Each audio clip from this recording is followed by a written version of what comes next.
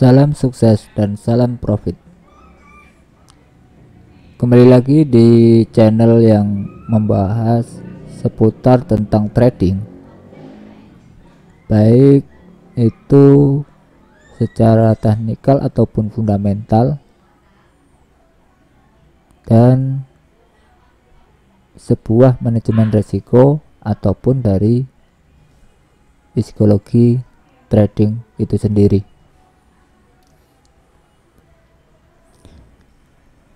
Dalam pembahasan ini, jangan pernah melibatkan emosi dalam sebuah bursa saham ataupun dalam trading Anda.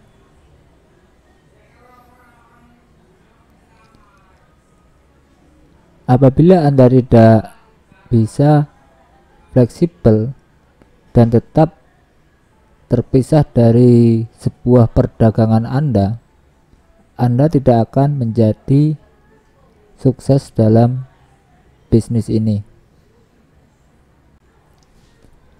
Pada dasarnya, fleksibel itu sangatlah simpel. Tidak peduli betapa kuatnya perasaan Anda tentang sebuah perdagangan Anda, tapi Anda harus rela untuk melepaskannya dalam waktu yang singkat. Salah satu peristiwa yang sering terjadi ketika seorang trader terlalu terfokus pada sebuah perdagangannya dan terlalu memberikan banyak perhatian dalam sebuah perdagangan tersebut. Saya telah berbicara dengan banyak seorang trader yang telah mengalami perasaan yang sama dalam sebuah perdagangan. Kadang-kadang saya juga merasakan hal yang sama. Anda merasa Anda pasti melakukan hal yang dalam perdagangan ini. Hal ini yang menyebabkan Anda menjadi tidak fleksibel untuk keluar dari sebuah perdagangan. Bahkan bila pasar menunjukkan tanda-tanda tidak akan bergerak ke arah yang Anda inginkan.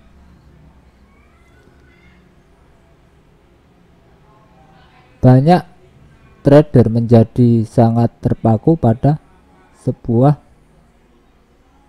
perdagangannya sehingga mereka tidak bisa menjadi fleksibel.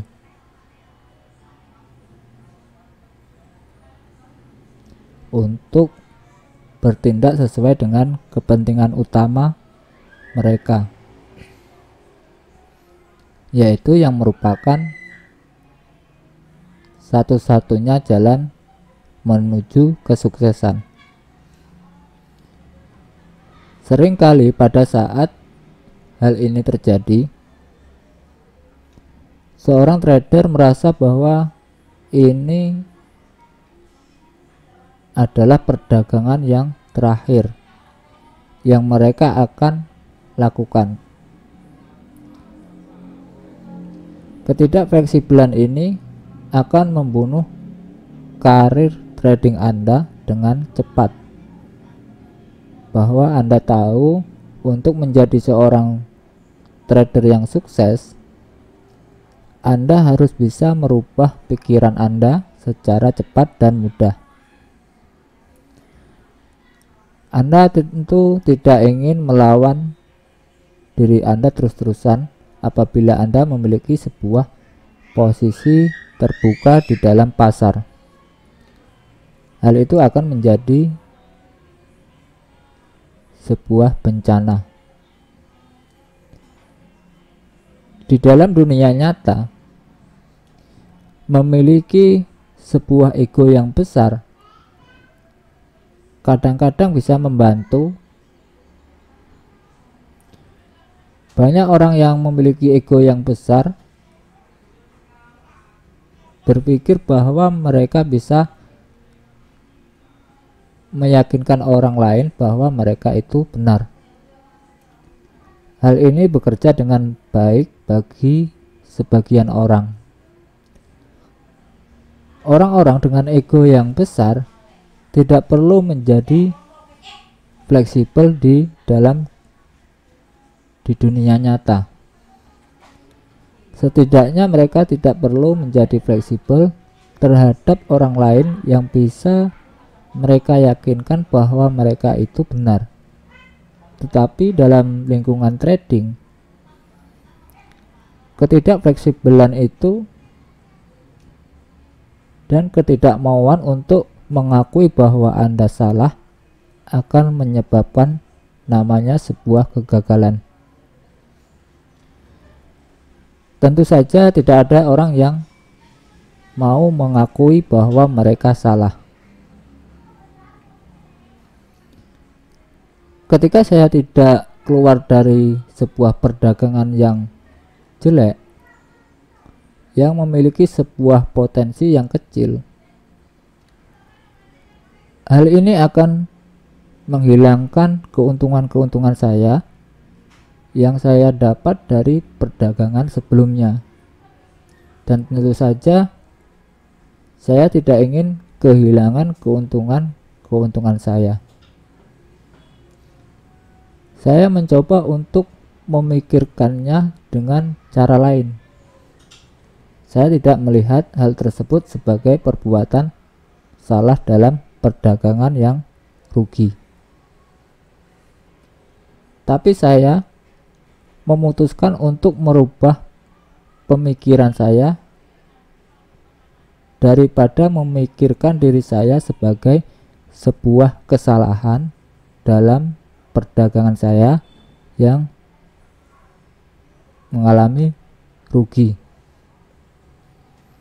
Tapi saya berpikir bahwa jika saya tidak keluar dari perdagangan yang salah ataupun perdagangan yang jelek yang memiliki potensi yang kecil, hal ini akan menghilangkan keuntungan saya yang saya dapat dari perdagangan yang sebelumnya. Dan tentu saja saya tidak ingin kehilangan keuntungan-keuntungan saya di perdagangan sebelumnya. Nah, hal ini adalah yang membantu saya untuk menjadi lebih fleksibel dan tidak takut untuk menutupi sebuah kerugian saya atau perdagangan saya di mana keuntungannya sangat sedikit. Saya belajar untuk menjadi fleksibel di dalam situasi-situasi seperti itu, karena saya ingin tetap yang namanya mempertahankan keuntungan saya. Semakin saya kurang fleksibel dalam menghadapi perdagangan yang jelek, maka semakin perdagangan tersebut akan menghabiskan keuntungan saya yang saya dapat dari perdagangan yang baik atau yang saya dapat dari perdagangan sebelumnya. Saya selalu berusaha untuk melindungi keuntungan saya, karena hal itu yang akan saya dapatkan setiap waktunya.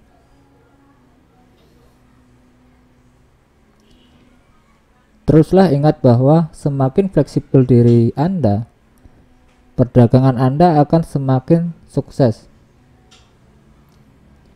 Faktanya adalah jumlah uang yang Anda hasilkan akan sama proporsinya dengan seberapa fleksibelkah Anda bisa menetapkan diri Anda.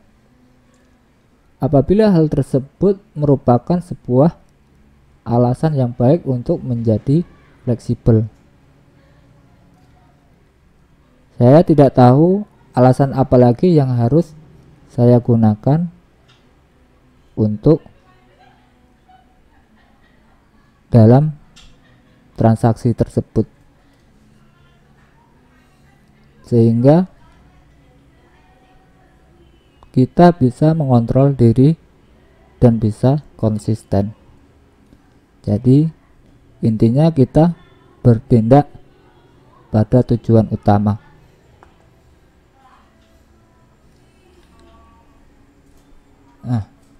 Nah, selanjutnya, apakah Anda pantas untuk menghasilkan uang? Seperti yang kita bicarakan di video sebelumnya, kebanyakan orang memiliki sebagai atau berbagai macam pendapat tentang beberapa lama dan seberapa banyak usaha yang dibutuhkan untuk menghasilkan uang. Kebanyakan situasi pekerjaan menawarkan hasil yang tidak sebanding dengan apa yang telah dilakukan oleh sebagian orang. Hal ini sangat berbeda dengan trading. Kebanyakan dari kita dibesarkan dengan ide-ide seperti bekerja seharian adalah cara untuk menghasilkan uang. Hanya sedikit dari kita yang dibesarkan dengan ide-ide bahwa Anda bisa membuat sekian dolar dalam hitungan menit hanya dengan melakukan hal-hal seperti mengangkat telepon dan menetapkan posisi perdagangan yang tepat. Ini merupakan hal yang aneh bagi kebanyakan orang. Dan lebih penting lagi, hal tersebut tidak sesuai dengan gambaran orang-orang tentang diri mereka masing-masing. Misalnya, apabila ayah kita bekerja 11 jam per hari, yaitu 6 hari dalam seminggu untuk menghasilkan uang, maka sangatlah wajar apabila kita mempunyai pemikiran yang seperti itu.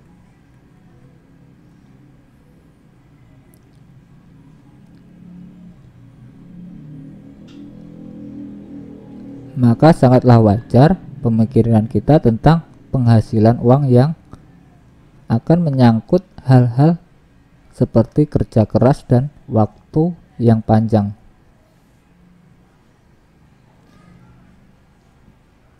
Tentang Anda menghabiskan masa kecil kita melihat hal-hal tersebut.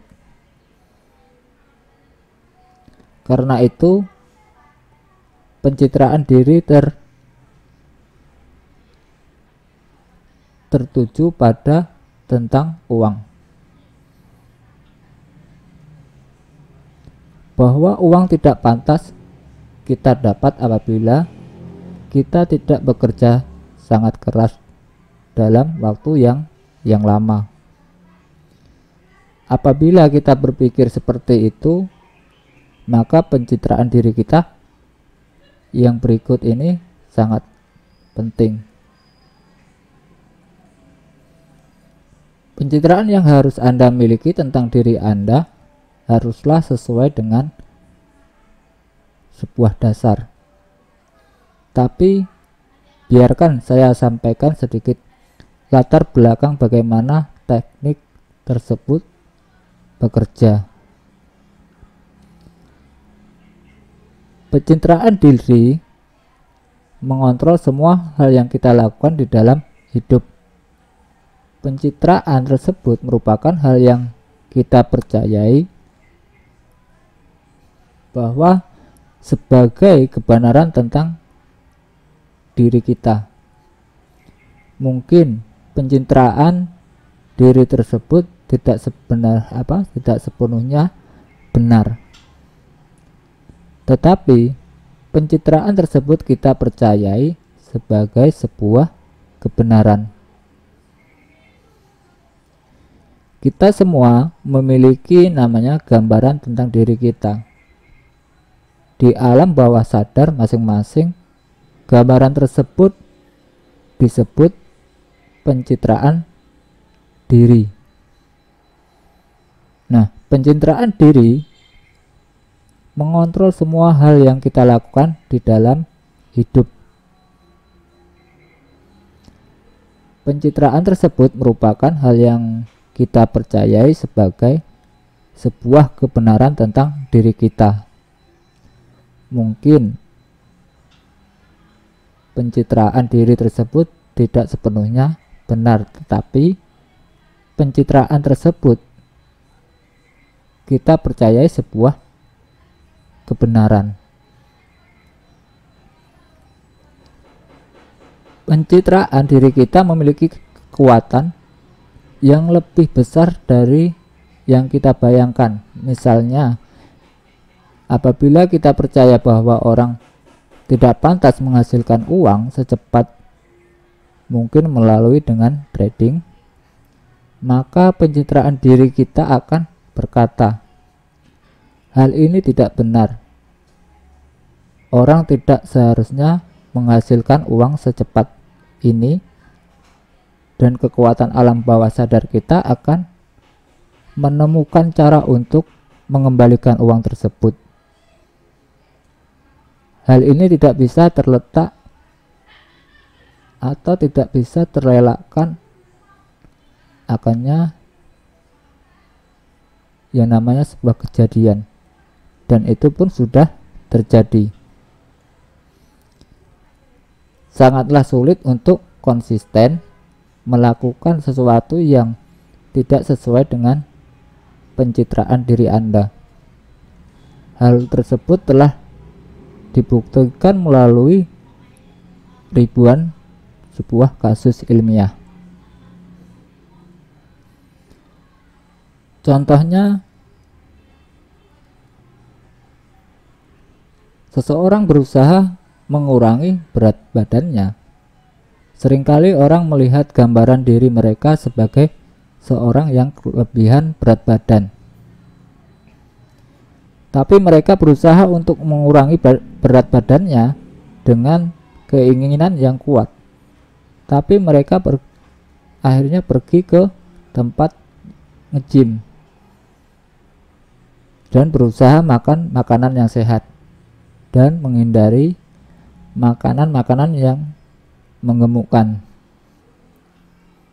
Tapi semua hal tersebut baik, tetapi alasan mengapa seorang tidak bisa mengurangi berat badan atau mengalami kenaikan kembali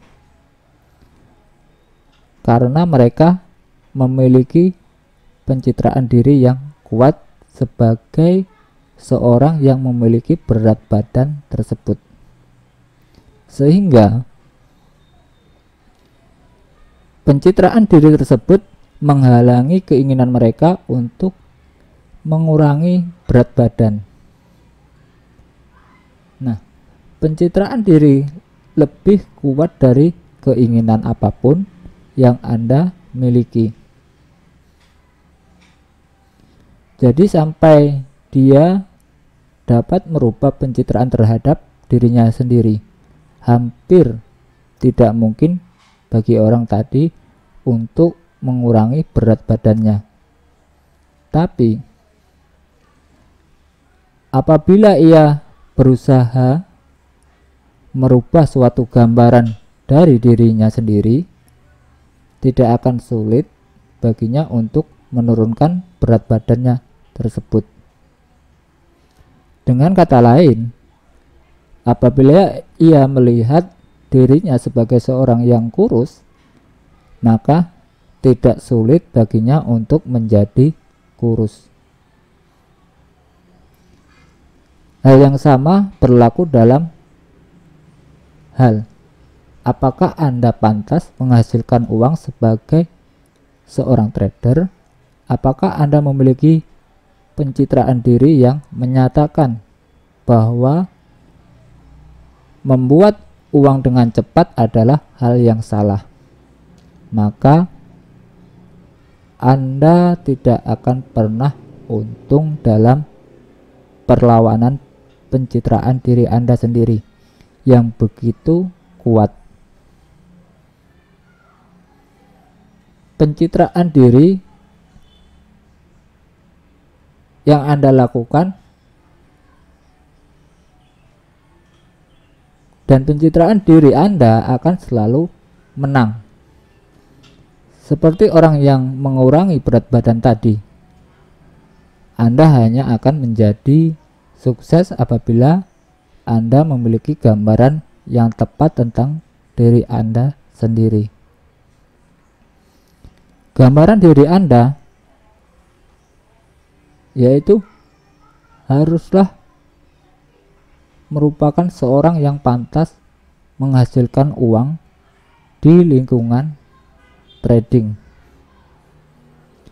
Apabila itu bukan sebuah gambaran yang Anda miliki, maka dalam pikiran Anda, maka Anda perlu merubahnya.